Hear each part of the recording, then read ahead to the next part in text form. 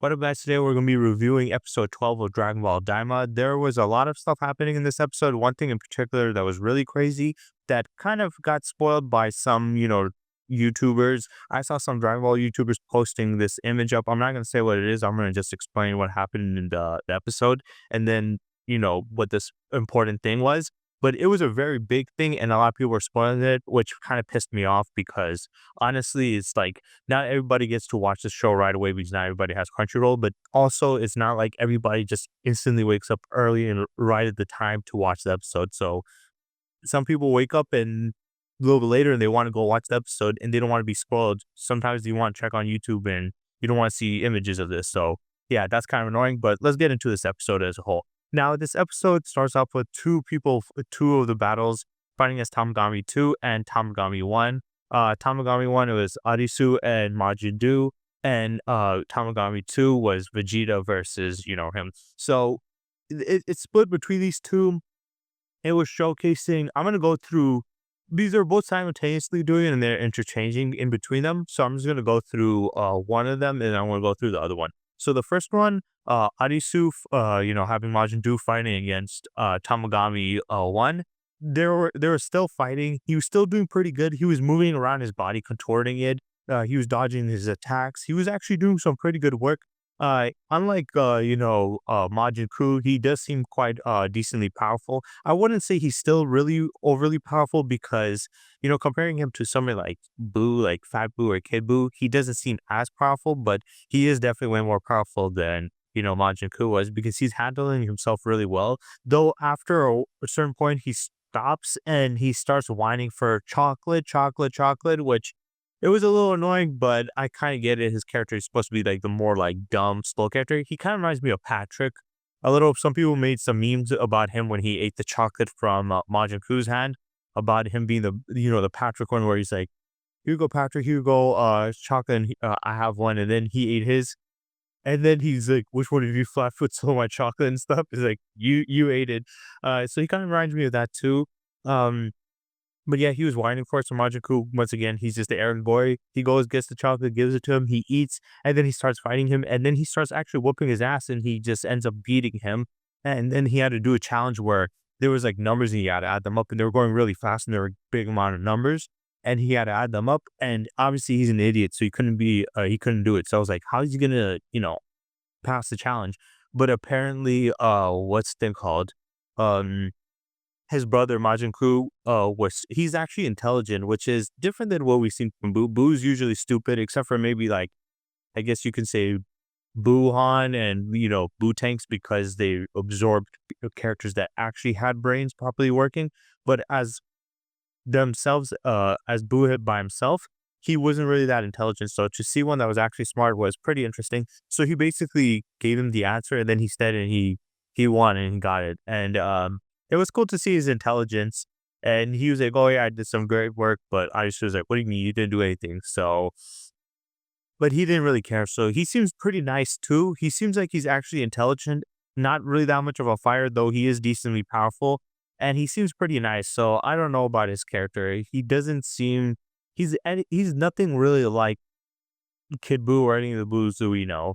But yeah, they won theirs and they got it. And Kingoma is watching them taking the Dragon Ball, and I'm just thinking like, how useless is this guy? Him and Daisu, all he did was go to the living world, turn everybody to kids, kidnap Dende, and then go back to the world and just watch all this stuff happening. And they haven't done shit since.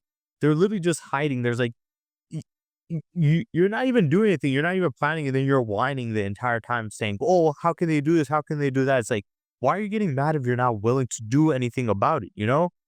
You see shit is going wrong and stuff is happening that's gonna cause a problem for your plans, and you're not even trying to intervene or do anything about it at all, and you're just sitting here whining. It's like you have no right to complain when you have the ability to do something, but you're not doing it. So it's like, what's the point?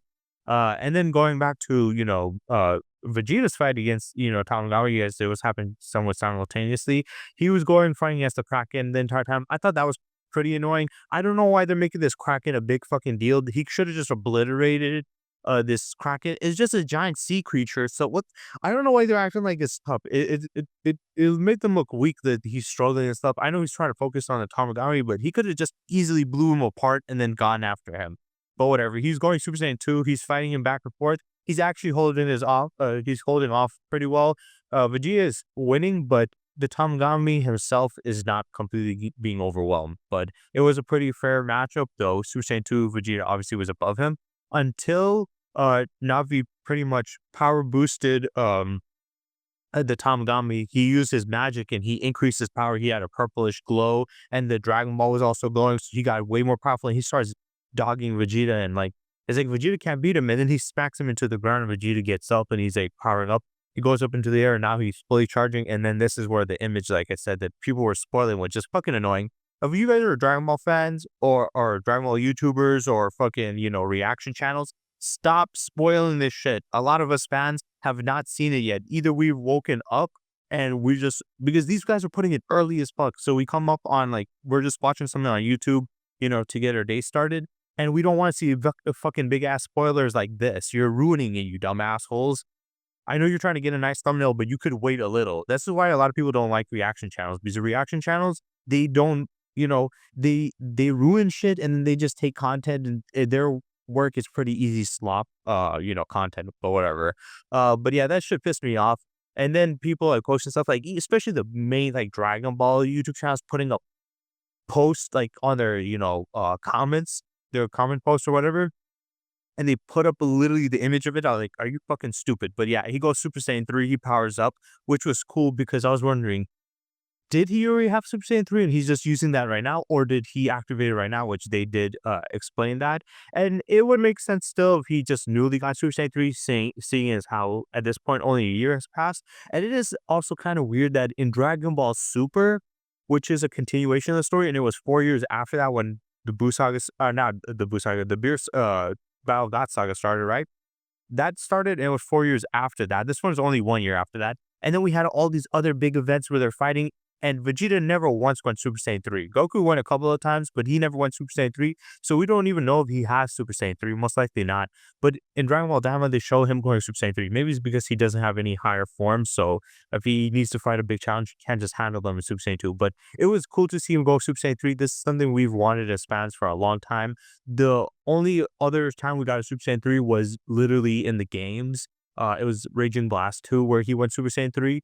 But we've never seen it in the actual like media of him going Super Saiyan 3. We all thought he was gonna do it in Battle of Gods when, Bulma got slapped by Beerus. And I even made videos talking about how that would have been a perfect, opportunity to have that happen, but they didn't do it, which they just had him getting in Enraged Super Saiyan 2, which is fucking stupid. How are you gonna have him surpass Goku and just have him in Enraged Super Saiyan 2? That's dumb. You could have just had him go Super Saiyan 3. And then in Dragon Ball Super, they had multiple times to make him go Super Saiyan 3, but they didn't. So apparently Daima did it. So this is the first time we actually see them go Super Saiyan 3 in any form of like media that wasn't like a video game or whatever. That was pretty cool to see. And Goku's like, whoa, he can go Super Saiyan 3. So it was recently or somewhere around recent. Bulma even says that, yeah, he's been training for quite a bit. He's able to obtain it. Though his Super Saiyan 3 here is a little bit different. It looked like, Ultra Trunks, where his hair doesn't go all the way down, it stands up and is very spiky. So it looked like that is weird. Goku's hair goes all the way down. His one was standing up. Maybe it's because they're children. If he turns into adult, maybe it might be more like Goku's where it goes down. But it was weird. It looked like you could tell it's Super Saiyan 3 because of the eyebrow stuff, but it looked more like Trunks when he went to his Ultra Super Saiyan form, where it was just big and spiky in the back instead of going down, right? So it looked weird, but it was out obviously Super Saiyan 3. And once when he went Super Saiyan 3, he turned up. I mean, like, the other Tamagami guy, even though he got powered up, he could barely handle Super Saiyan 2 Vegeta. So going Super Saiyan 3 would be too hard for him. He was dodging him. He went up straight into his face, hit him, and then he was trying to stab him with a trident. Vegeta was blocking with one finger, like how Goku did to Trunks. Then caught it with two fingers, snapped that shit in half, kicked him so hard it parted the entire ocean like it was Moses. It kind of reminded me of Battle of Gods, the movie when Goku did against Beerus. It was cool to see, and then he's like going through waves and smashing him and hitting him around, and he teleports right behind, puts his hand.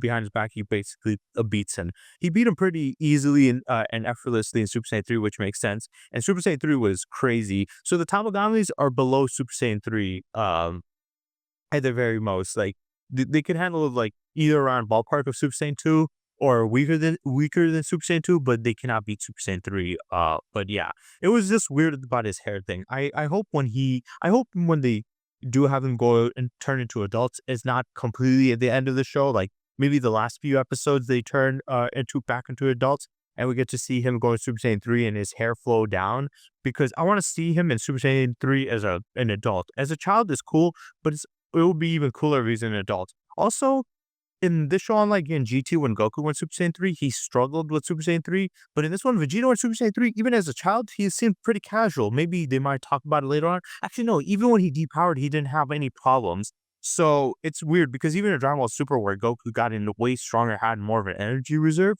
he still acknowledges that Super Saiyan 3 drains him heavily of energy, but Vegeta went Super Saiyan 3 in a child body, which should be weaker, yet Super Saiyan 3 didn't have that much of an effect on his stamina, which is pretty cool. But yeah, he beat him, and then his challenge was like one of those stuff where you're in school, it's like Johnny has this many apples, but then he gave this many away, and that like, so how many does he have? And they even put the demon name was Johnny, which made me laugh. And then he had like all these other stuff, and when they telling like he had these biscuits, and then this person, that person took it, and then he was like, so how many does Ichiro have? And then Vegeta was like thinking, and he's like getting annoyed because he doesn't want to do these type of problems. And then Bulma's like pretty much talking down about Vegeta, pretty much calling him stupid. He's like, yeah, he's not really good with these type of problems and stuff. I'm like, what do you mean? I know Goku's dumb and Vegeta should be smarter, but we don't know if Vegeta's actually smart or if he's just smart compared to Goku. But yeah, Bulma was basically like, he's an idiot. He can't do it. I'm like, damn, that's her husband.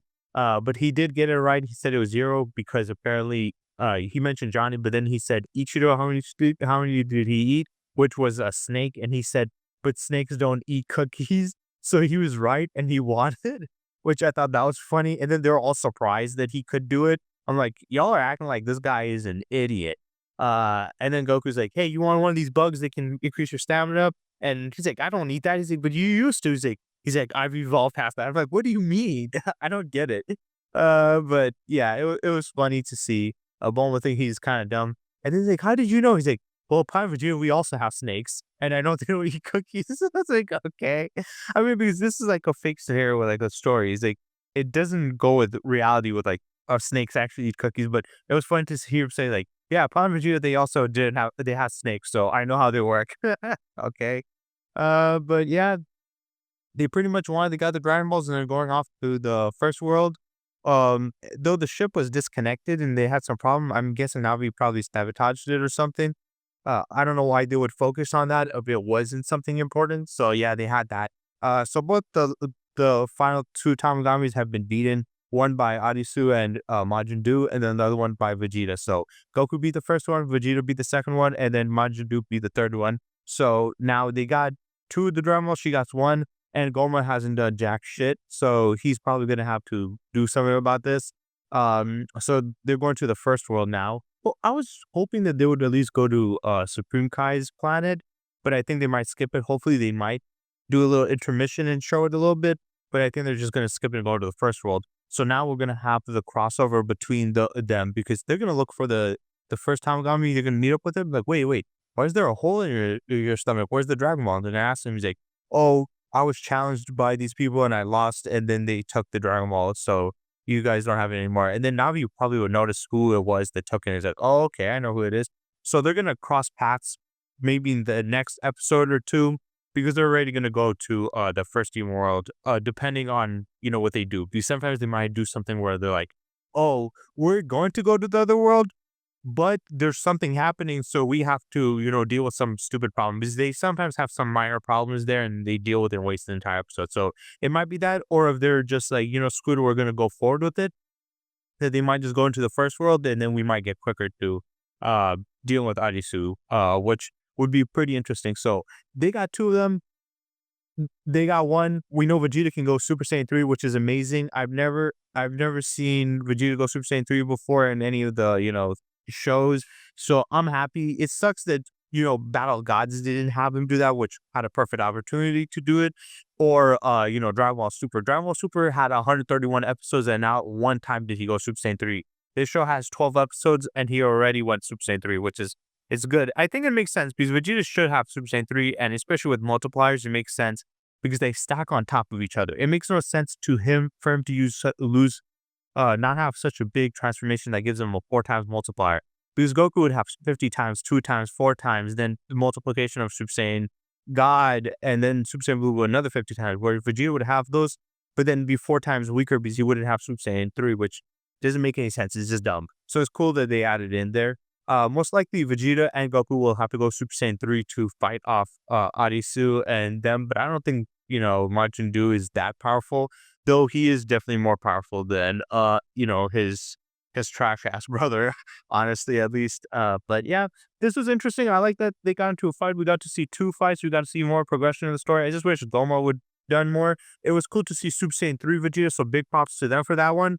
I think that was great because that's just a decision I was hoping that they would have had a long time ago, but for some reason they haven't. So it's good to see that they did it now. So yeah, I just really can't wait to see what's gonna happen in the next few episodes, what they're gonna do with it. Him going Super Saiyan 3, it makes sense. A year has passed. Personally, I get Super Saiyan 3 is supposed to have a big energy drain, but I hope they get rid of that at this point, or they're like their bodies have gotten tough enough or have accumulated enough energy where it doesn't have significant of an energy drain on them anymore. I'm hoping that they have that because like Super Saiyan 3 is a cool transformation, but with that big limitation, we can't see that much because it's going to be a big hindrance. So it'd be better if they just get rid of the big energy drain and say, hey, they got tough enough for them to be able to handle it and it's no longer a problem, which would make the story a lot more fun and intense. So yeah, I hope you guys enjoyed this video and stay tuned for next time.